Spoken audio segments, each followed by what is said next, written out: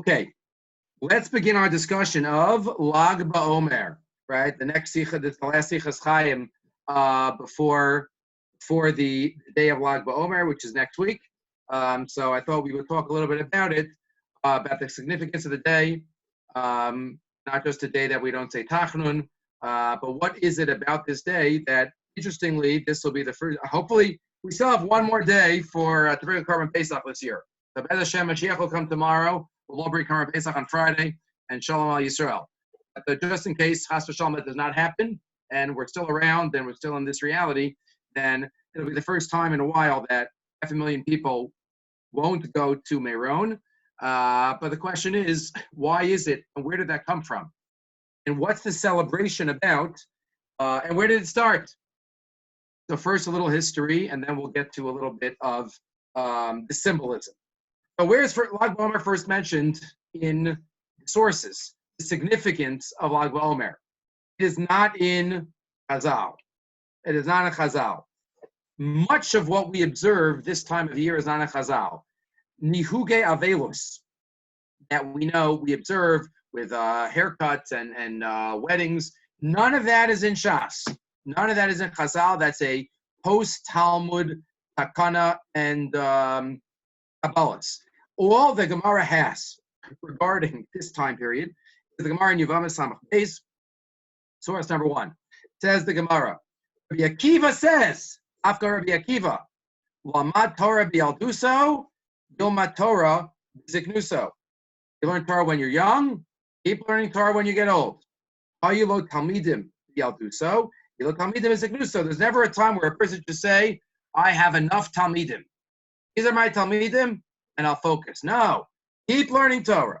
Amru, and then we have the famous line, Shnei Masar Elef Zugom Talmidim, Haylo Rabbi Akiva. Rabbi Akiva had 12,000 pairs of students. The V'kulan Mesu, the Perek Echad. And they all died at the same time period, because they weren't no kavi to each other, and not for now. The basis for that, how is that possible? Dafka Rabbi Akiva, he's the V'yaftarecha Kamocha man, Dafka his students. Okay, the Olam Shameim, and the world was desolate spiritually. Achabar Rabbi Akiva, Eitzar B'Tzina Shabataram, until Rabbi Akiva came, Shana Lahem, and started again. Rabbi Meir, Rabbi Yehuda, Rabbi Yossi, Rabbi Shimon, Rabbi Elazar ben Shavua. Remember, Rabbi Akiva is, did we mention this recently in another shir? Trying to remember. Rabbi Akiva is the optimist in Shas. Wherever Rabbi Akiva comes up, the end of the brachas, and when he's killed, he's still the optimist. The end of Maseches Makos, he sees the animal walking over Harabayas. He's the optimist. He's very poor. After he gets married, he's living in a barn. He's the optimist. He has a good attitude. So here too, he starts again. Fine. The Heyman Mamidu Torah B'Osa Shah, and they're the ones that made Torah stand up again at that time. After Torah was decimated, 24,000 great rabbis, yet they started again. And then the Gemara adds 5 words. Hana, Kula Mesu, Pesach Vadatzeres. They all died in this time period, from Pesach to Shavuos. The days of Svira, as we call them, that is when they died. This is all that there is in Chazal, that there is in Shas, about the days of Svira. Just that, they died at this time period. It doesn't say anything about Lag Baomer. It doesn't say anything about Kabbalah's behaviors. Only after the Gemara, Bizman Gaonim, that's then started not to have weddings and not to get haircuts. That started after. That's why there are a lot more kulas for Sfira than there are, for example, for the 9 days. The 9 days are already in Shas at the end of Masechet Tainus. When it comes to Sfira, that's later. Therefore, there could be more kulas. Okay, so this is the Gemara. Rishonim the ready quote Lag Baomer. Look at the Meiri in source number 2 on that Gemara in Yevamos. He quotes a Kabbalah from the Gaonim. Meiri quotes the whole Gemara, and at the end of that piece, the Kabbalah B'yada Gaonim. Why were they called Gaonim? Because that was the Shiva in Bavel. The Rosh Yeshiva was called Gaon. Oh, so Gaonim, that's what they were called, hence their names. The Kabbalah B'yada Gaonim, Sheb Yom Lad Gimel Baomer, Paska Hamisa. There's a Mesorah, or a Shabbat Peh, that is passed down that Lag Baomer is the day that they stopped dying. Right? You might say, well, there was nobody left to die. But what do you mean they stopped dying? There was nobody left. Okay, the Mepharshim deal with that. But you might say that's when they stopped dying. So now we can start again. Noah gave me tochkach, and because this was the last day, or the first day, Shalol Hisanus Bo, the minhag is not to fast on Lag Baomer. The minhag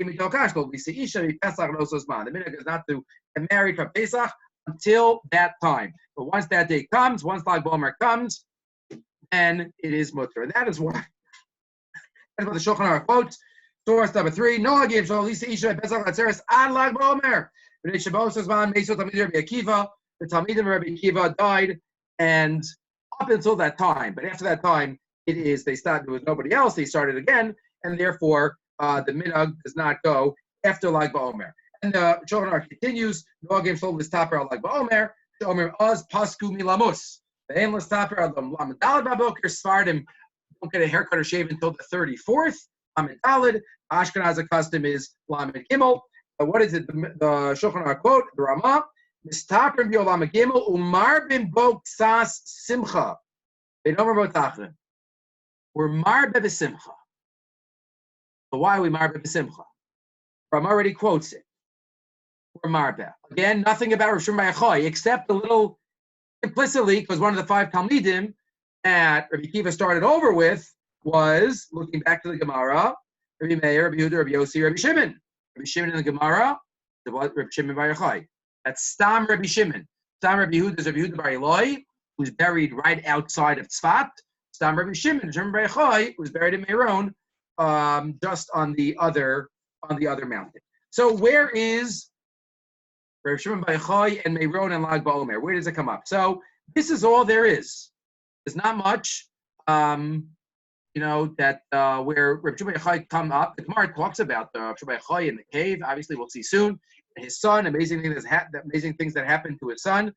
But usually, the yard site is not something that we celebrate, right? The Mesorah is, there's some sources about it, that Rabbi Shimon Bar Yochai was nifter on Lag Baomer. That's his yard site.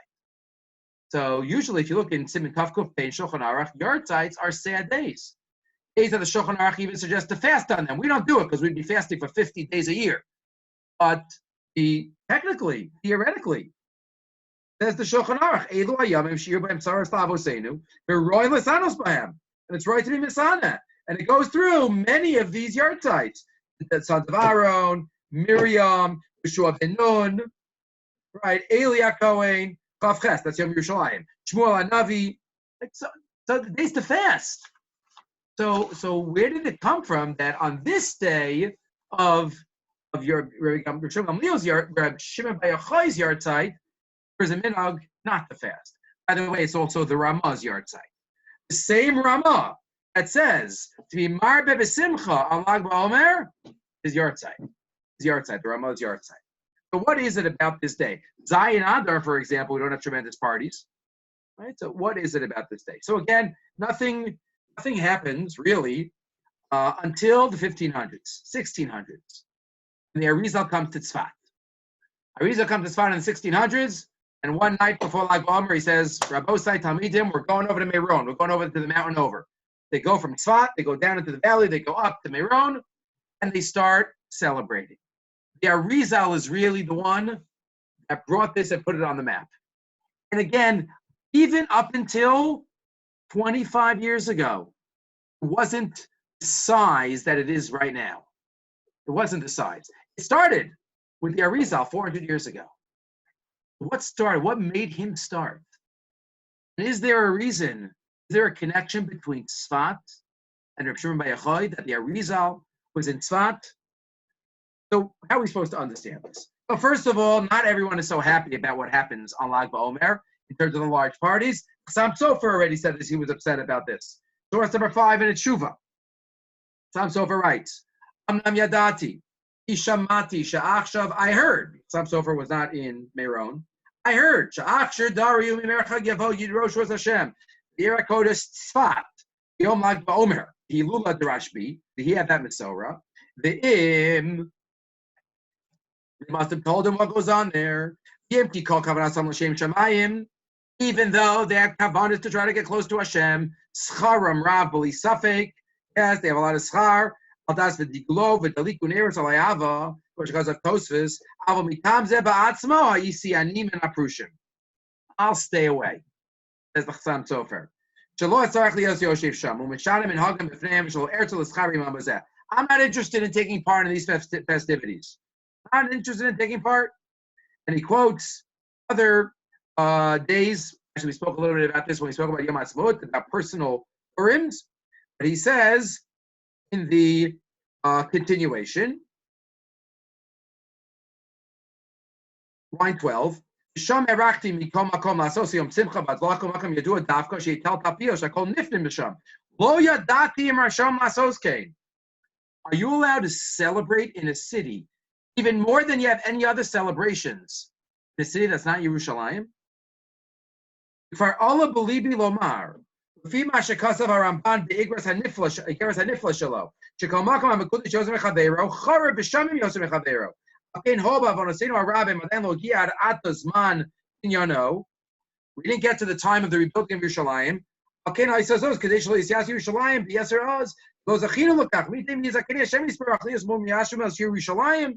didn't give it to you, but there's a famous comment, famous if you know it, in the drushes of the Chassam Sofer, where he has a biting suggestion. Only Chassam Sofer can say such a thing. It was a terrible earthquake, as you know, in the first half of the 1800s, I forgot the exact year, 1814 something in Tzfat.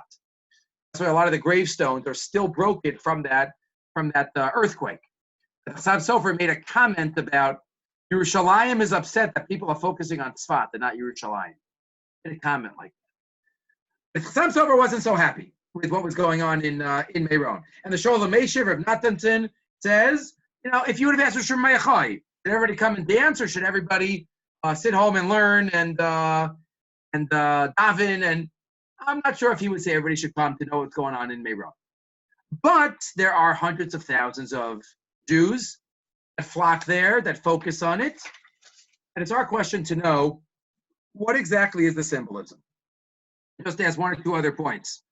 In this country, here in Eretz Yisrael, there are many, I don't know about this year, but other years, bonfires on every corner.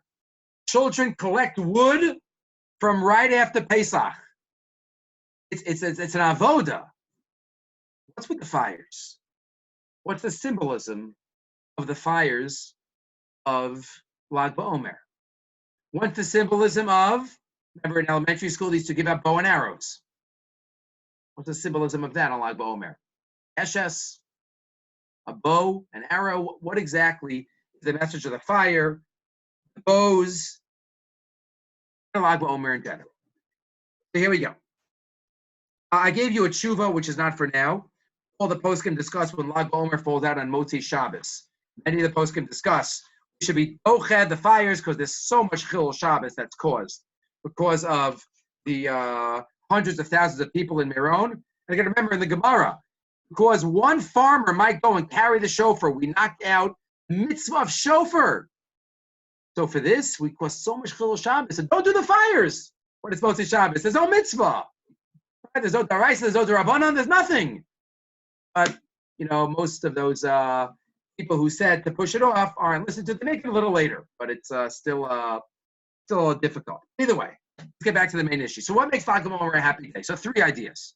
2 short ones and 1 a little larger one. The Bnei Yissaschar writes that if you do the math, Lag Baomer is 17 days tov before Shavuos.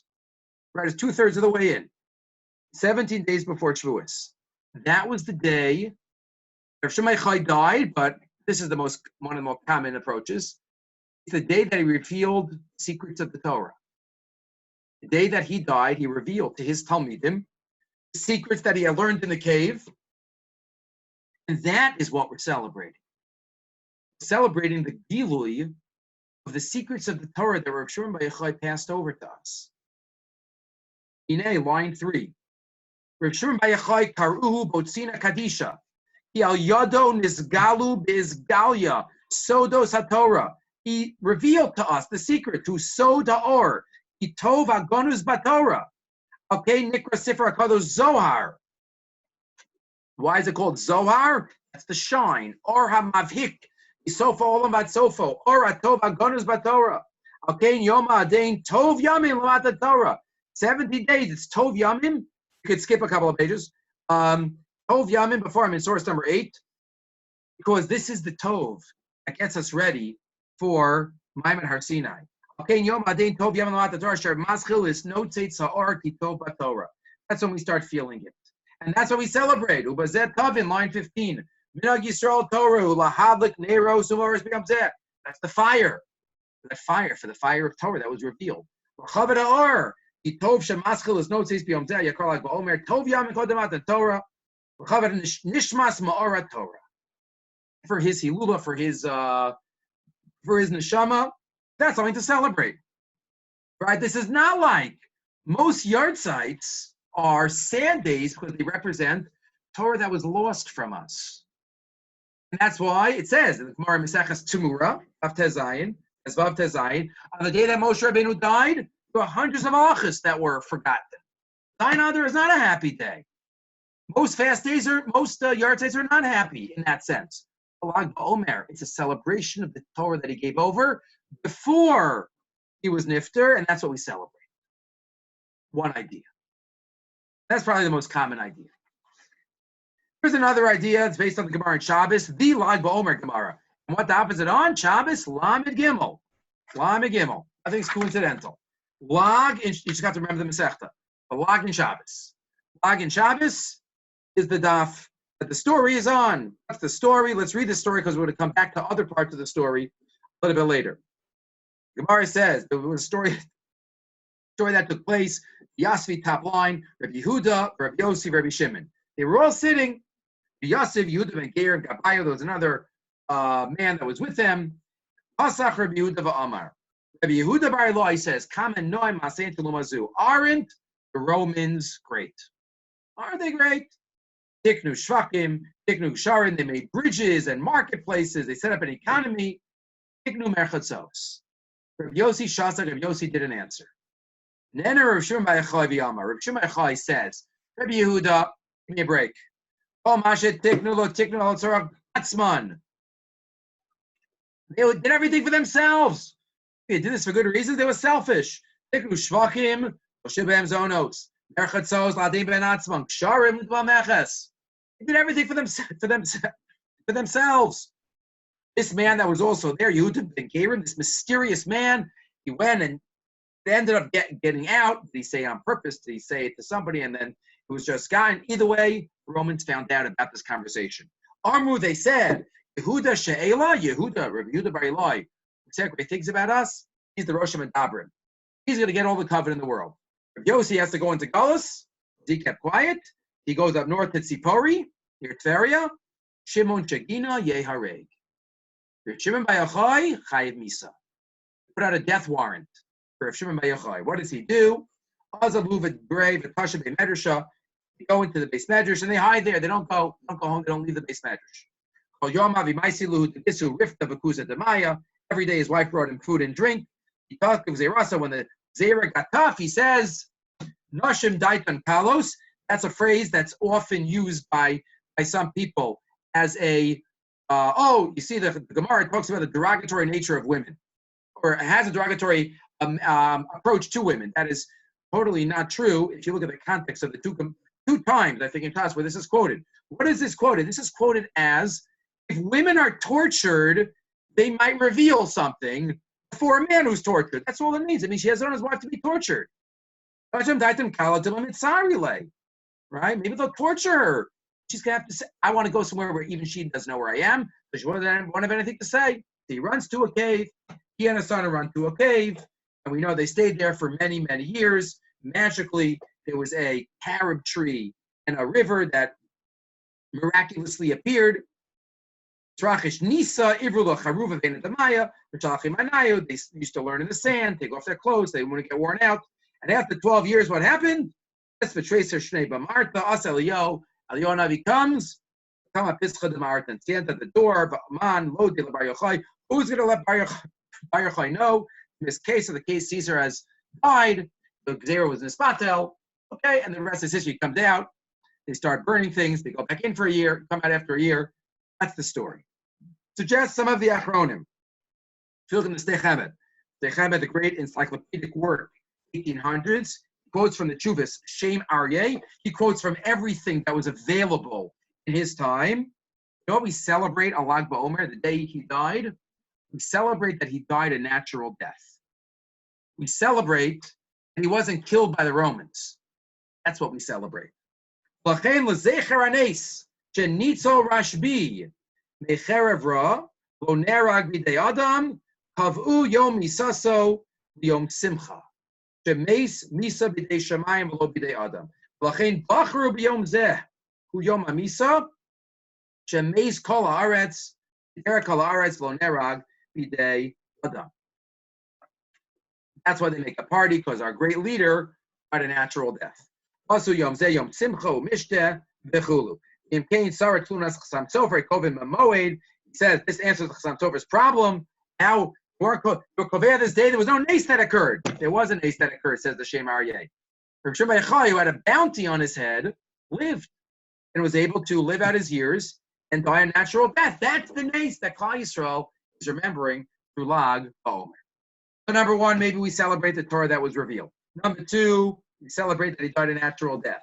Number three, a suggestion that's said by a number of the Achronim. The Chassam Sofer had mentioned this too in that Shuvah.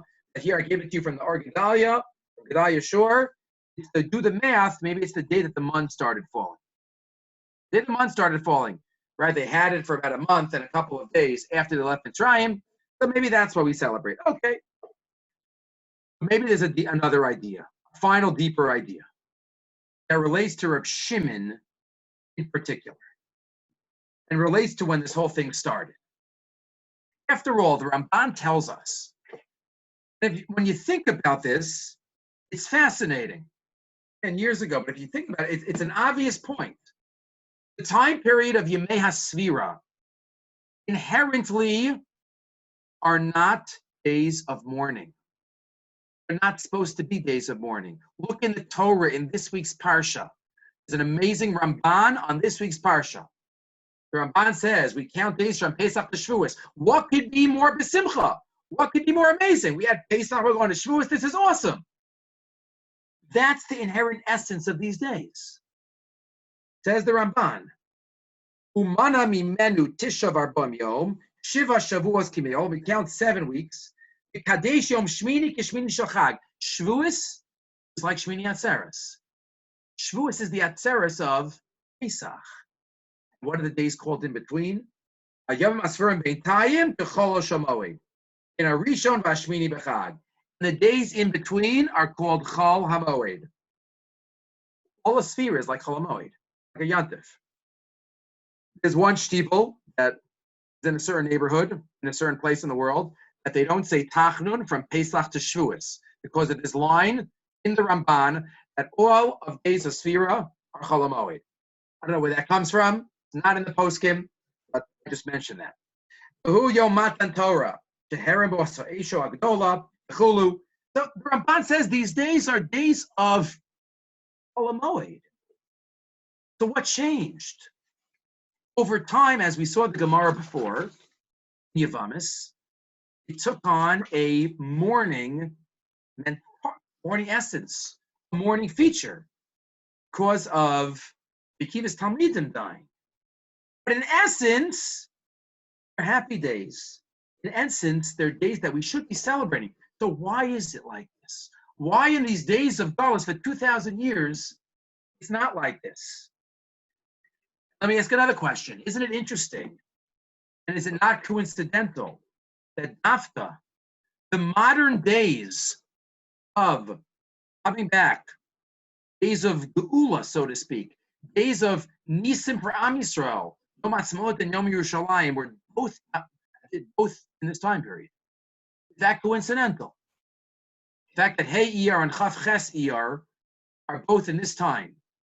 Baruch Hu helped us return and gives us Yerushalayim back. What's the message of that? It says Yesod Gadol, and this is fascinating to think about whenever there's a sheet of Rabbi Shimon and Shas. I gave you in the back of the Sefer Chakiros, which is a popular Sefer, in the back of the first version. I'm not sure if they have it in the second version. I have the original Madura. That is the second one. In one of the Maduras, he quotes, and I've seen it in others, but he had a nice summary of it. Rabbi Shimon and Rabbi Yehuda have many machlokos and shas. Many of them revolve around one issue, and they can be linked. Rabbi Shimon always looks at the pneumius of the action, of the event. Rabbi Shimon always looks at the depths. Rabbi Yehuda always looks at the facts, external facts, the maisa. For example, melacha she'ein tzricha legufa. On Shabbos, if I do a malacha that was done in the Mishkan, but for a different reason than was done in the Mishkan, go with that shot of malacha she'ein tzricha legufa. What's the halacha? Rabbi Yehuda says you're still chayiv. And it's a daraisa. Why? Rabbi Yehuda holds you did the act. I don't care what you were thinking. You did the physical act or chayiv, daraisa. Rabbi Shimon says no. You look at the pneumius. Your kavana wasn't the same kavana. It didn't happen. You didn't do it. Same thing with Davar Shein Miskaven. You have the third one on the list. Rabbi Yehuda holds Davar Shein Miskaven. I do a malacha on Shabbos. I didn't have kavana. It might not happen. Still Asr, says Rabbi Yehuda. You did it. Rabbi Shimon says, no, you didn't do it. Rabbi Shimon always looks beneath the surface. What do we just see in Shabbos? Right? What did Rabbi Yehuda say? Look what the Romans did for us. They made bathhouses and marketplaces and all these wonderful things. He looked at the outside. Rabbi Yehuda. What does Rabbi Shimon say? Oh yeah, what were their kavanas? What are they thinking? They did it for selfish reasons. That's Rabbi Shimon. Rabbi Shimon looks at the pneumius, not the physical action. Chametz. Getting the second parakim tzachim. I didn't give you all of these. The Gemara Tzachim tells us, Chaf Aleph, beginning of the second parak. Where does Rabbi Yehuda hold? Ein bir chametz ala b'sreifa. You have to destroy the chametz physically. Can't be there. If there's chametz there, it's a problem. You have to destroy it. What does Rabbi Shimon say? The Rabbanan against Rabbi Yehuda? No, just throw it into the wind. Throw it into the wind. Maybe even mevatel it. Because you've changed its essence, changed its pneumius, it's not there. And there are many other examples of this. Rabbi Shimon is Darshin in time at the Kra, the end of Bamitzia. He looks at the reasons behind mitzvahs. Rabbi Yehuda is not. So this is a leitmotif. This is something that goes through all of them. Rabbi Shimon is always looking at the pneumius. Even the name Shimon is from the word shama, not ro'eh. Hear something. Hearing is something you have to think about and focus on. Look at beneath the surface. That's Rabbi Shimon. That's what he stands for. That is exactly what the Geula process requires. Because redemption is not obvious until it's over and we look back. The Geula process takes someone who sees the hidden aspects of events. I mentioned in the past, the pasuk in Zechariah, Source 15. Mashiach is described as Ani v'rochev ala chamor, who are riding on a donkey. Why a donkey? Again, we mentioned this last week, I think, or 2 weeks ago. A donkey goes forward, a donkey goes backward, a donkey sits down, a donkey doesn't go straight. Because Geula is not smooth. Our Geula is a hidden process, only noticeable to those who look, like Rabbi Shimon looked, behind the scenes. Isn't it interesting that the Arizal is the one who brought Rabbi Shimon back to life, so to speak? From Tzfat. Why is Tzfat called Tzfat? Anybody know why Tzfat is called Tzfat? Tipisa Yeshua. Sophia, you're hoping for the salvation. The first Jewish community that really took off after the Churban Beis HaMikdash. There were always some Jews here and there. But what was the first center of Torah? Tzfat, the 1500s, right after 1,500 years. Beis Yosef comes to Israel, he goes to Tzfat. He was born in 1488, thrown out of Spain. He goes to Tzfat. That's where the center was. The Ramak, Shlomo Alkabetz, right? Rabbi Yosef Cairo. They were all there. The Mabit. They're all in Tzfat. Because the Arizal really started. Ikvas of the Mashiach, the whole process started then. And that's why he started making a big deal about Meron and Rabbi Shimon, because Rabbi Shimon is always the one who sees the pneumius. And for this process that has already taken 500 years, the process of Geula that started then, and then the 1850s when the Talmidei Agra started coming back, you need a Rabbi Shimon attitude. And that's what Rabbi Shimon symbolizes, going underneath and seeing underneath and where the events are going. And what's a keshes? The minhag of many is to have this bow. It's by bow and arrow. Keshes only appears on dark, dreary days when it's raining and cloudy. And all of a sudden, there's a glimmer of sun. Somebody says there's a rainbow. Like, where? You got to look for it. I don't always see it. That's the message. That's why keshes is used and connected to this day. The keshes that people play with is ki'ilu, it's the keshes of a rainbow. And finally, maybe, where does fire come in? Here's a Gemara at the end of Tainus.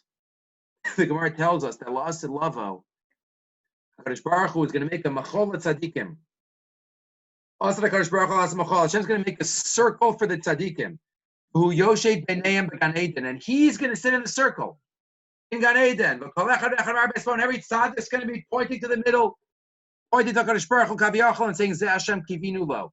That's what we daven for. That's the ultimate stage of Geula and Gan Eden. When we see HaKadosh Baruch Hu, maybe that's what the fires are. Think of this fire. We dance around the fires because we dance around the time. We can dance around HaKadosh Baruch Hu. Hashem is aged us. Hashem is, what happened by the Bris Ben Abisarim? Fire was the symbol, Kaviyachol of HaKadosh Baruch Hu. Avram went through and the fire went through. So it's our yearning for the Geula. It's our yearning for that circle where the tzaddikim can dance around HaKadosh Baruch Hu. And that's why maybe also at this time of year we have the modern days, we make Geula, because that's what it's about. Rosh Hashanah started it. Arizal put it on the map. And we hope as we get closer and closer to the final stage, Meron gets bigger and bigger, not that you have to go there, but to appreciate the day, to appreciate that it's the revelation of the Torah, but it's also the tzfat, the tzofeh, the zibisel Yeshua. We hope and daven for that Kadosh Baruch Hu can help us realize, what it is all about. Any questions? I gave you some other sources. Gave you some other cheetahs of Rabbi Shimon, in the next couple of sources. But that's just extra for you to look at to see that, see any other Rabbi Shimon Lachitasos that we have throughout Shas. Yeah, let me just try to get the everybody. Yeah, any other questions? Rabbi.